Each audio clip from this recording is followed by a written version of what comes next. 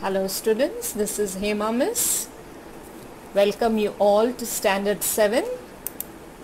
We will start with our first lesson in geography. This lesson is only a revision of what we have learned in 5th and 6th standard. How seasons occur, part 1.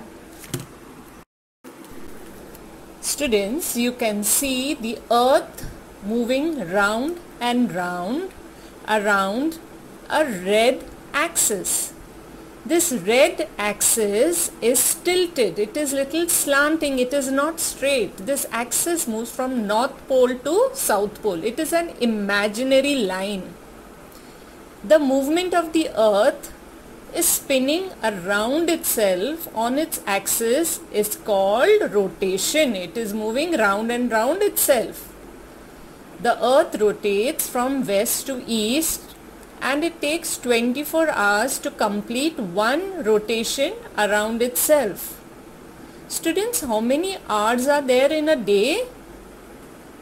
Yes, 24 hours. So in one day, the rotation is completed. The Earth's rotation about its own axis is responsible for the occurrence of day and night on Earth. Here you can see, children, two pictures. In the first one, the sun is facing the earth. That half it is day and the other half it is night. The earth rotates around itself. You can see the axis. The part which is morning, then it will become afternoon, evening, then night. In both the pictures you can see the half which is facing the sun, it is morning, the other half it is night. And the part which is in night, the earth will move around, it will rotate, and the other part will come in front of the sun. Students, you saw that the earth rotates around itself and the face of the earth which is facing the sun, it is day, and the other half it is night. The different phases of the day are: the part which is facing the sun, it is morning, and the other half it is night. So this earth keeps rotating. First it is morning, then afternoon, evening and night. Students, you may think, why is it that the sun's rays does not fall perpendicular at all the places on the earth? Why does it not be straight at all the places? You have learned that the axis of the earth is little tilted. It is little slant, and the earth is not a flat thing like your pizza. It has got a curvature. So the sun's rays cannot fall directly at all the places on the earth. Yes, students, you can observe that the earth is moving around the sun. You can see the axis, it is elliptical in shape, that is, it is oval in shape. The movement of the earth around the sun is called revolution. The word revolution is a big word. So for you to understand, the earth will take more number of days. Remember that revolution is a big word. So the earth takes more number of days.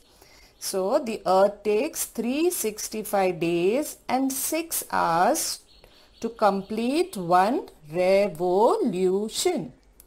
And the word rotation, it is a small word. So remember, it takes 1 day or 24 hours. In this slide, children, you can see our globe, that is our earth. You can see the different continents and you can see the oceans. Pacific Ocean, Indian Ocean, and the different continents: Africa, South America, Asia. Can you see a line which passes through the center of the earth? The equator. The equator divides the earth into two equal halves. This too is an imaginary line. Now can you see a country which is in red? Yes, it is our country, India. Now in which half is it, children? Is it in the northern hemisphere or southern hemisphere? Yes, it is above the equator. It is in the north. So India lies in the northern hemisphere. Yes, students, you will realize that as the position of the sun changes, the position of the shadow also changes. If the positions of the sunrise and the sunset on the horizon are observed for the whole year, you will realize that they keep on changing. From this, what do we get? We get the time of the day. I want you two children to observe when you are playing out, to notice your shadow and to write down the time of the day.